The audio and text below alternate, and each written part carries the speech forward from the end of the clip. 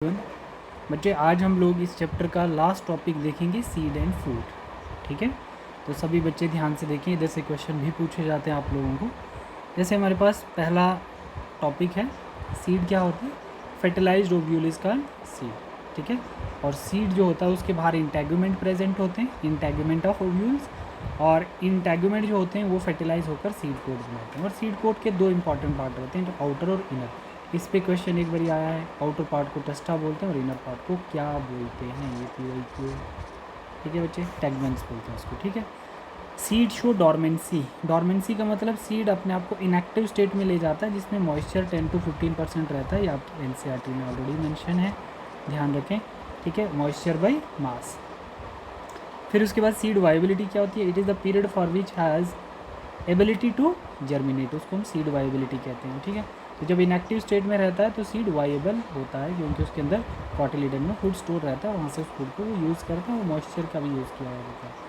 फिर कहता है इन ल्यूपिनस आर्क्टिकस, है ना, ये क्या है, आर्कटिक ल्यूपिन्स, फैबेसी फैमिली से बिलोंग करता है प्लांट, उसका ये सीड है। इसमें 10,000 ईयर्स तक डॉर्मेंट स्टेट पे सीड रह सकता है, ये आपको ध्यान में रखना है। फिर उसके बाद फोनिक्स डेक्टेलीफेरा, अभी NCERT में भी रीड करके आपको मैंने बताया था, डेट पाम प्लांट के सीड को बोला जाता है, जिसकी वाइबिलिटी 2000 ईयर डॉर्मेंट स्टेट पे रह सकती है। टाइप्स ऑफ सीड क्या है बच्चे, टाइप्स ऑफ सीड जो है एंडोस्पर्मिक सीड और नॉन एंडोस्पर्मिक सीड। जिस सीड के अंदर एंडोस्पर्म रह जाता है उसको हम लोग एंडोस्पर्मिक सीड कहते हैं, और जो कंप्लीट कंज्यूम हो जाता है तो वो नॉन एंडोस्पर्मिक सीड होता है। जैसे हमारे पास क्या है, देखो, जैसे हमारे पास endosperm is not completely consumed by embryo, endosperm is not completely consumed by embryo, तो उसको हम क्या बोलेंगे, seed has endosperm. Embryo is completely consume endosperm, है ना, मतलब नॉन एंडोस्पर्मिक सीड में क्या आएगा, embryo completely endosperm, seed does not have endosperm. ठीक है, मतलब एंडोस्पर्म सीड के अंदर नहीं है। ठीक है, कम्प्लीटली कंज्यूम कर दिया गया है ना, to developing embryo, seed to embryo, है ना। एंडोस्पर्म को अगर कम्प्लीटली कंज्यूम कर दिया है तो वो क्या होगा, नॉन एंडोस्पर्मिक सीड, है ना। तो वो किस में देखने को मिलेगा आप लोगों को, डाइकॉट प्लांट्स में।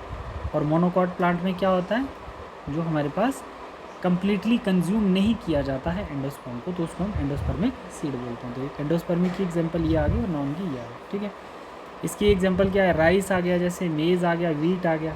ठीक है, और इसमें पल्सेस जो होती हैं वो क्या होती हैं, आपके डाइकॉट प्लांट की एग्जांपल्स आएंगी। डाइकॉट प्लांट किस में आ रहे हैं बच्चे, एक्स एल्ब्यूमिनस में।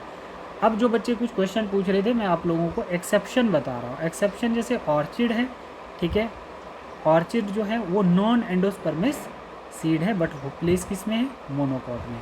और ऐसे ही जो कैस्टर है, तो कैस्टर के अंदर क्या होता है बच्चे, कैस्टर जो है एक्सेप्शन है सोलिनेसी फैमिली का, इसको हम एंडोस्पर्मिक डाइकॉट बोलते हैं। क्या बोलते हैं इसको, एंडोस्पर्मिक डाइकॉट बोलते हैं, क्योंकि ये कैस्टर इकलौता ही किस में आता है बच्चे, कैस्टर के अंदर क्या होता है, एंडोस्पर्म प्रेजेंट होता है, बट इसको प्लेस किस में करते हैं हम लोग, नॉन एंडोस्पर्मिक सीड में। बेसिकली इसमें एंडोस्पर्म होता है। ठीक है, तो ये एक एक्सेप्शन है जो आपको याद रखनी है। ठीक है, कैस्टर किस में आएगा बच्चे, कैस्टर को हम लोग क्या बोलते हैं, castor is a endospermic dicot. ठीक है, और आपका जो ऑर्चिड है ये क्या है, non endospermic monocot. Basically orchids के अंदर क्या होता है, एंडोस्पर्म ख़त्म होता है, बट इसको हम क्या बोलते हैं, नॉन एंडोस्पर्मिक मोनोकॉट। और कैस्टर में क्या होता है बच्चे, कैस्टर के अंदर एंडोस्पर्म्स रहता है, ठीक है, बट इसको हम क्या बोलते हैं, एक्स एल्ब्यूमिनस कहते हैं। ठीक है बच्चे। फिर उसके बाद आपके पास आता है पेरिस्पर्म सीड। क्या होता है पेरिस्पर्म सीड, मतलब पेरिस्पर्म हम बोलते हैं ना बच्चे, न्यूक्लियस का कुछ पार्ट अगर रह जाता है, रेमिनेंट ऑफ न्यूक्लियस बोल सकते हो आप उसको, हैव अ पेरिस्पर्म, सीड के अंदर कुछ न्यूक्लियस का पार्ट बच जाता है, परसिस्टेंट न्यूक्लियस भी बोलते हो आप उसको, तो उसको हम लोग पेरिस्पर्मिक सीड कहते हैं। तो पेरिस्पर्मिक सीड कौन सा है, ब्लैक पेपर हो गया, जैसे पाइपर निग्रम्स बोलते हैं इसको, बीट बोलते हैं, कॉफ़ी बोलते हैं, तो ये हमारा एंडोस्पर्मिक सीड कहलाता है, मतलब न्यूक्लियस का कुछ बचा हुआ पार्ट इसमें रह जाता है। नेक्स्ट हमारे पास आता है ripened ovary after fertilisation is called fruit. Done. Fruit के दो पार्ट होते हैं बच्चे, पेरिकार्प और सीड। पेरिकार्प को हम फ्रूट वाल भी बोलते हैं, और pericarp may divided into 3 parts and may not be divided into some fruits. जहाँ पर डिवाइड हो रही है पेरिकार्प तो एपिकार्प कहलाएगी, मेसोकार्प और endocarp. Outer epicarp, middle mesocarp और इनर एंडोकार्प। ठीक है बच्चे, बोल रहा है कि if pericarp is divided into 3 part it is also known as fleshy fruits. और अगर फ्लैशी फ्रूट में हमारे पास क्या क्या आते हैं, मैंगो आ गया, कोकोनट आ गया, वाटरमेलन आ गया, पपाया आ गया, गावा आ गया, ऑरेंज आ गया, तो ये सब आपके फ्लैशी फ्रूट कहलाते हैं। इनकी जो पेरिकार्प होती है वो 3 पार्ट में डिवाइड होती है। तो जहाँ पर आपकी पेरिकार्प डिवाइड नहीं होती तो उन फ्रूट्स को हम लोग बोलते हैं ड्राई फ्रूट्स। क्या बोलते हैं, ड्राई फ्रूट्स, जिसमें आपका मटर आ जाएगा, ग्राउंडनट आ जाएगी, बीन्स आ जाएगी, मस्टर्ड सीड आएगा, राइस, वीट, मेज आ जाएंगे। These are all dry fruits. Like जैसे ये एग्जांपल है आपके पास, ये मैंने बनाया है यहाँ पे। ठीक है, पेरिकार्प नॉट डिवाइडेड, किया गया सीड आउट। और ये देखो, ये पेरिकार्प जो है आपकी डिवाइड होती है। ठीक है, मतलब जो फ्रूट वाला है आपकी डिवाइड होती है, अंदर ये सीड आ गया, एंडोकार्प आ गया, मेसोकार्प आ गया, जिस पार्ट को हम लोग खाते हैं which is a fleshy part. Diagram किसकी थी बच्चे, ये आपकी मैंगो की डायग्राम। अब फ्रूट को हम लोग 3 पार्ट में डिवाइड करते हैं। एक आपका आता है ट्रू फ्रूट्स, एक आपका फॉल्स फ्रूट, एक आपका पार्थिनोकार्पिक फ्रूट। इधर से देखिए, पार्थिनोकार्पिक फ्रूट जो होता है इसको हम वर्जन फ्रूट भी बोलते हैं। मतलब fruit develop without fertilisation and seedless, उसको हम पार्थिनोकार्पिक फ्रूट बोलेंगे। जैसे बनाना आ गया, नेचुरल पार्थिनोकार्पिक। अब इससे आप लोगों को ना आर्टिफिशियल पार्थिनोकार्पिक का कॉन्सेप्ट भी ध्यान रखना है। आर्टिफिशियल पार्थिनोकार्पी जो होती है बाई ऑक्सिन से की जाती है, और auxin is a hormone from seedless fruit, tomato, papaya. ठीक है, तो ऑक्सिन से ही आर्टिफिशियल पार्थिनोकार्पी की जाती है। मतलब without fertilisation only ovary evolve होती है इसमें। ठीक है बच्चे, इन्वॉल्व होती है। तो हम लोग देखते हैं फॉल्स फ्रूट क्या होता है। मतलब fruits are developed from the thalamus plus ovary. Apple, pear, strawberry, cashew, जिसको काजू बोलते हैं हम लोग। ट्रू फ्रूट क्या होता है, develop only from ovary. Mango आ गया, टमाटो आ गया, ब्रिंजल्स, अनियन, वाटरमेलन और पपैया। तो एग्जांपल ध्यान रखना, मच मोर इम्पॉर्टेंट, यहाँ से पूछा जाता है। ठीक है बेटा, अब हम लोग देखते हैं एपोमिक्सिस और पॉलीएम्ब्रियोनी क्या होता है। ठीक है बच्चे, देखो एपोमिक्सिस क्या होता है, development of seed without fertilisation, it is also known as apomictic seed. Apomixis क्या है, सीड का फॉर्मेशन होना बिना फर्टिलाइजेशन के, इसको हम एपोमिक्टिक सीड भी बोलते हैं। पॉलीएम्ब्रियोनी क्या है, development of more than one embryo in a single ovule या सीड, उसको हम बोलेंगे पॉलीएम्ब्रियोनी। देखो बच्चों, इन नॉर्मल कंडीशन में जो seed formation by sexual reproduction, तो कैसे, एक ओवरी के अंदर क्या होगा, एक एम्ब्रियो सैक बनेगा, मियोसिस होगी, एक एग सेल बनेगा एम्ब्रियो सैक के अंदर, है ना, एम्ब्रियो सैक के अंदर एग सेल होगा। उस एग सेल में वन मेल गैमेट आएगा और बनेगा हमारा जाइगोट। जाइगोट से एक एम्ब्रियो बनेगा और एक सीड बनेगा। और सीड 2 टाइप के जो अभी आप पढ़ रहे थे, एल्मिनियस और नॉन एल्मिनियस। तो ये नॉर्मल कंडीशन है सीड फॉर्मेशन की बाइसेक्सुअल रिप्रोडक्शन। बट हम लोग क्या पढ़ रहे हैं बच्चे, हम पढ़ रहे हैं apomixis, which is a type of asexual reproduction, है ना। ये जेनेटिकली कंट्रोल्ड प्रोसेस है, it is a type of asexual reproduction which mimic the sexual process. ठीक है बच्चे, तो ये आप लोगों का कुछ बेसिक था। हम लोग अब इसकी बुक देख लेते हैं, थोड़ा सा बुक वाला प्रोसेस देख लेते हैं इसका। बच्चे ये देख लीजिए, यहाँ बेटा ये चैप्टर है, इसके लास्ट में हम लोग देख रहे हैं, इसके लास्ट में हम लोग देख रहे हैं, ये आ गया हमारा सीड फ्रॉम ओव्यूल्स। ठीक है, तो ओव्यूल की फर्टिलाइजेशन के बाद सीड कैसे बनता है, आप लोग इसको एक बार रीड करें।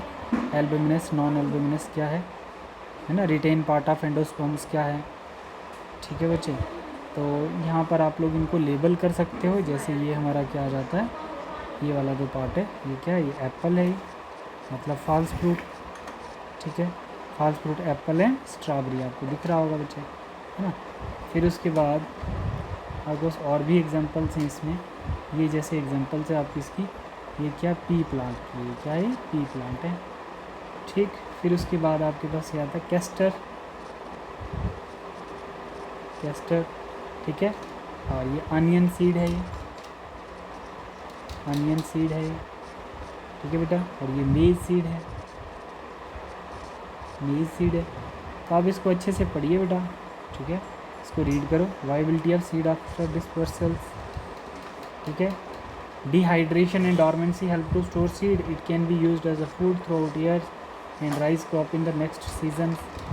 ठीक है, तो हम लोग सीड को स्टोर करके रखते हैं एज अ फूड. इसमें ल्यूपिनस आर्किटेक्टस क्या है? ल्यूपिन्स का साइंटिफिक नेम है. Seed germinate and flowered after estimated record 10,000 year of dormancy, 2,000 year of viable seed of the date form, that is Phoenix dactylifera, discovered during the archaeological excavation of king Herod's palace near the dead C.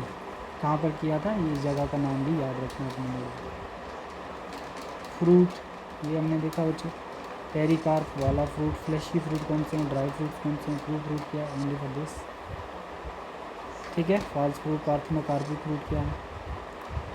Apomixis की example याद रखनी है आप लोगों ने. Some nuclear cells surrounding the embryo sac divide protrude into embryo sac to form embryo.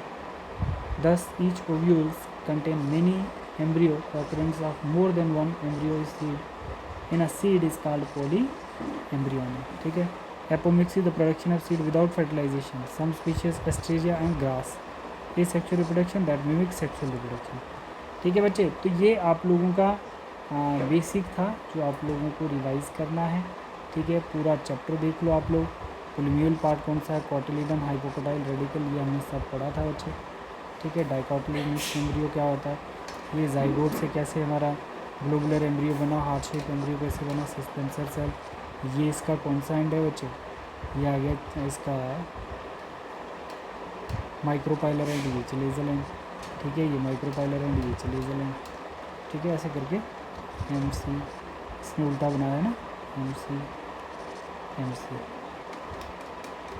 ठीक है, इसको एक बारी रीड करो सभी बच्चे. पोस्ट फर्टिलाइजेशन इवेंट क्या होता है, और सब की नोटबुक पे ये नोट्स कंप्लीट होने चाहिए. ठीक है, सबकी नोटबुक पे ये नोट्स लिखे हुए होने चाहिए बच्चे. मैं नोटबुक चेक करूँगा, आप लोग जब नेक्स्ट वर्किंग डे में आओगे तो ये पूरा चैप्टर आपकी नोटबुक पे लिखा होना चाहिए. ऐसे ही अच्छे से हाईलाइट करके हेडिंग देनी है.